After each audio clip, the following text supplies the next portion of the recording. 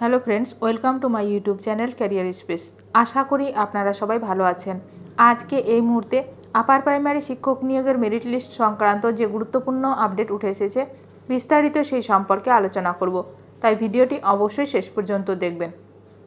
যারা চ্যানেলে নতুন তারা চ্যানেলটিকে সাবস্ক্রাইব করে পাশে থাকা বেল বাটনে প্রেস করে অল নোটিফিকেশানটিকে অন করে রাখবেন, কারণ এমন ধরনের লেটেস্ট আপডেট নিয়ে এই চ্যানেলে সবসময় ভিডিও আপলোড করা হয়ে থাকে।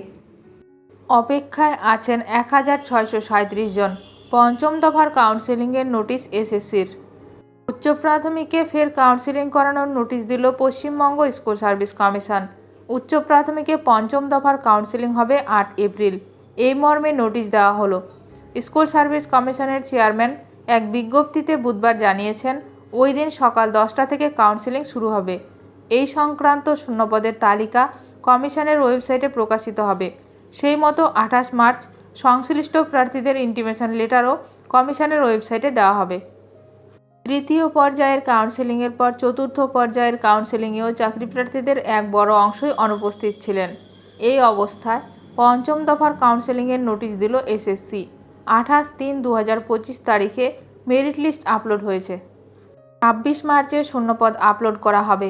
পঞ্চম দফার কাউন্সেলিং হবে 8ই এপ্রিল। জানা যাচ্ছে মোট 153 জন প্রার্থীকে ডাকা হবে। স্কুলে যোগ দেননি, কাউন্সেলিংয়ে অনুপস্থিত এবং শিক্ষক পদে যোগ দিতে অস্বীকার করায় তৈরি হওয়া শূন্যপদে ফের কাউন্সেলিংয়ের জন্য ডেকেছে এসএসসি। তবে এখনও 1637 জন প্রার্থী চাকরি পাননি। এই প্রার্থীরা ওয়েটিং তালিকায় আছেন। 8 এপ্রিল 153 জন প্রার্থীকে ডাকা হয়েছে। যদিও চাকরি প্রার্থীরা দাবি করছেন, কলকাতা হাইকোর্টের ডিভিশন বেঞ্চের নির্দেশ ছিল 2016 সালের বিজ্ঞপ্তিতে 14,339টি শূন্যপদের মধ্যে মেধা তালিকায় থাকা 14,052 জনকে নিয়োগ করতে হবে। শিক্ষক নিয়োগের মেরিট লিস্টের পিডিএফ টেলিগ্রাম চ্যানেলে দেওয়া হয়েছে। লিঙ্ক ডেসক্রিপশনে পেয়ে যাবেন। সেখান থেকে পিডিএফটি ডাউনলোড করতে পারবেন। এখন দেখার বিষয়, কত দ্রুত আপার প্রাইমারি সমস্ত নিয়োগ প্রক্রিয়া সম্পন্ন করেন রাজ্য সরকার। শিক্ষক নিয়োগ সংক্রান্ত সমস্ত রকমের আপডেট সবার প্রথমে পেতে এখনই আমার চ্যানেলটি সাবস্ক্রাইব করে রাখুন। ভিডিওটি ভালো লাগলে অবশ্যই লাইক করবেন। আজকের ভিডিওটি এখানেই শেষ করলাম। নতুন কোনো আপডেট নিয়ে দেখা হবে নেক্সট ভিডিওতে।